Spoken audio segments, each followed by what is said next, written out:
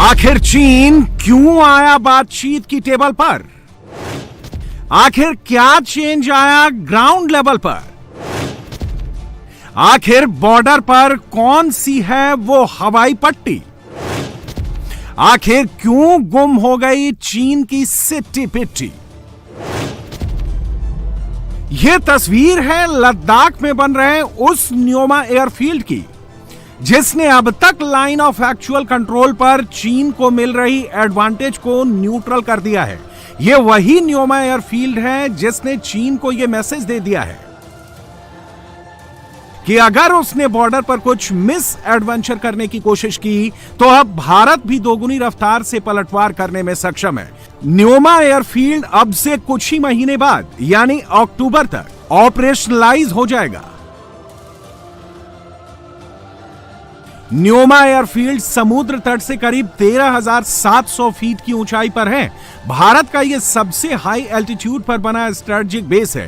2.7 kilometre की इसकी airstrip से हैवी लिफ्ट ट्रांसपोर्ट प्लेन और फाइटर जेट दोनों लैंडिंग और टेक ऑफ कर सकते हैं।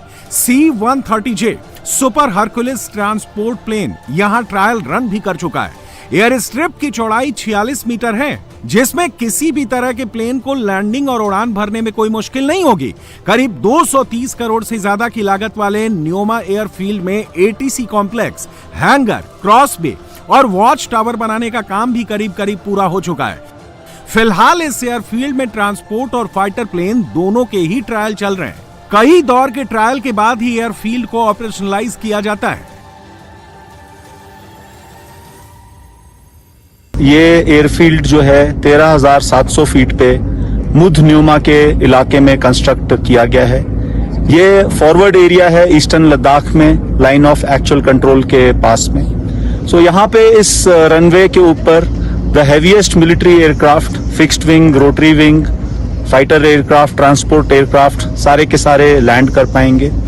उसकी वजह से जो हमारे फॉरवर्ड एरिया में ट्रूप्स डिप्लॉयड हैं उनके डिप्लॉयमेंट में, उनके लॉजिस्टिक्स में, उनके इंडक्शन में, डी इंडक्शन में, मेडिकल इवैक्यूएशन में, सब तरीके से काफ़ी फ़ायदा होगा। ये बहुत ही स्ट्रैटेजिक रनवे है और मिलिट्री को फ़ायदे के अलावा इस रनवे के कंस्ट्रक्शन की वजह से बहुत ज़्यादा सोशो इकोनॉमिक डेवलपमेंट भी हानले, लोमा, न्योमा के इलाके में होगा। एक बार शुरू होने के बाद न्योमा एयरफील्ड भारत की स्ट्राइक कैपेबिलिटी, खासकर एयर पावर को बहुत मजबूत करेगा। ये airbase line of actual control से सिर्फ 35 किलोमीटर दूर है। इसी से अंदाजा लगाया जा सकता है कि अगर भारत के फाइटर प्लेन यहां से उड़ान भरेंगे तो चीन के कितने अंदर तक जाकर स्ट्राइक कर सकेंगे। न्योमा एयरफील्ड को डेवलप करने का प्लान 2 साल पहले बनाया गया। दरअसल न्योमा में पहले एडवांस लैंडिंग ग्राउंड था। 2009 में medium lift AN-32 transport plane ने यहां पहली बार लैंड किया, लेकिन 2020 में चीन के साथ गलवान घाटी के संघर्ष के बाद भारत ने इस एडवांस लैंडिंग ग्राउंड को एयरफील्ड में बदलने का फैसला किया। इस एयर स्ट्रिप को मीडियम लिफ्ट ट्रांसपोर्ट प्लेन की बजाय हैवी लिफ्ट ट्रांसपोर्ट प्लेन और फाइटर प्लेन की लैंडिंग और टेक ऑफ के लिए भी तैयार करने का फैसला किया। चीन ने अपने इलाके में पहले ही इस तरह के एयरफील्ड बना रखे थे, इसलिए चीन को जवाब देना जरूरी था। अगस्त 2023 में रक्षा मंत्री राजनाथ सिंह ने इस न्योमा एयरफील्ड का शिलान्यास किया और 2 साल बाद यह करीब तैयार है।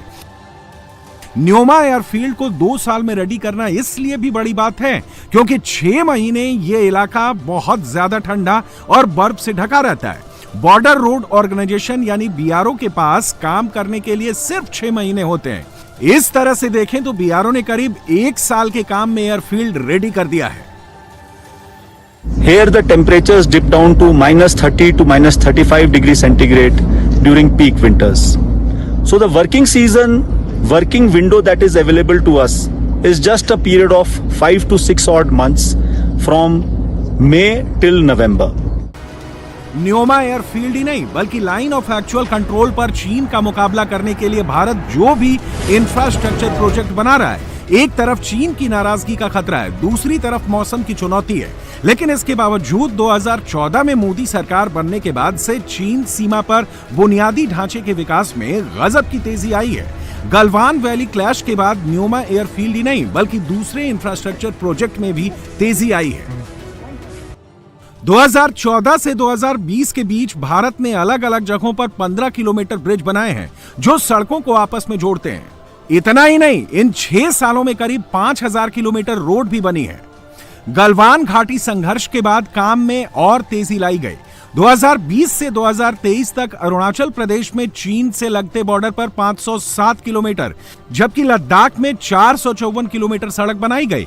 ईस्टर्न लद्दाख में बीआरओ 10 रोड प्रोजेक्ट्स पर काम कर रहा है, जिसे मिशन हिमांग का नाम दिया गया है। इसके तहत ईस्टर्न लद्दाख में सबसे अहम सड़क दुर्बक से श्योक होते हुए भारत के सबसे उत्तरी एयरफील्ड दौलत बेग ओल्डी तक जाती है। इसे डीएस-डीबीओ रोड कहा जाता है। 256 किलोमीटर लंबी ये रोड डेपसांग प्लेन से होते हुए गुजरती है, जहां 2020 से 2024 तक चीन और भारत की सेनाएं आमने सामने थीं।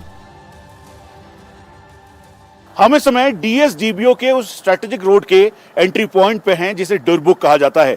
यहां से एक रास्ता चुशूल जाता है और दूसरा रास्ता सीधा डीबीओ की तरफ, और इसी रास्ते से जुड़ा हुआ है डेपसांग। इस समय main focus border road organisation का इन सभी रास्तों को डेवलप करना है। ये वो बोर्ड है बीआरओ के द्वारा तैयार किया हुआ, जिसमें पता लगता है कि ऑपरेशन हिमांग के तहत इस समय बीआरओ दिन रात यहाँ पर काम कर रहा है। चैलेंजेस बहुत ज़्यादा है और इन्हीं चैलेंजेस को पार पाना बेहद मुश्किल भी है। डीएस-डीबीओ सड़क का मतलब है दुर्बुक श्योक दौलत बेग ओल्डी रोड। इसका जो लेंथ है ये 256 किलोमीटर है। ये जहाँ पे हम खड़े हैं ये इसका 0 पॉइंट है। यहाँ से 256 किलोमीटर ख़त्म होता है दौलत बेग ओल्डी में। तो ये जो रोड है ये श्योक वैली के अलॉन्ग कंस्ट्रक्ट किया गया है in the last 4-5 years, around 256 kilometres. और ये जो बहुत वन ऑफ द मोस्ट सबसे ज़्यादा इम्पॉर्टेंट या स्ट्रेटेजिक एक्सिस है for the nation, which is connecting the Leh and the other sectors to the LAC for induction of troops and forces. अभी जो इम्पीटस है, द नेशनल इम्पीटस इतना है इस सेक्टर में कि जो रोड इंफ्रास्ट्रक्चर और ब्रिज इंफ्रास्ट्रक्चर डेवलपमेंट है वो सबसे ज़्यादा इम्पीटस दिया गया है। और जो पेस ऑफ वर्क है we probably increase the pace of work at least 200 times than it used to happen earlier. तो टुवर्ड्स डीबीओ साइड या टुवर्ड्स चुशुल साइड या towards Pangong Tso side, in all 3 sectors, in तीनों सेक्टरों में जम के काम हो रहा है और फुल पेस में और फुल स्विंग में काम चल रहा है आज की डेट।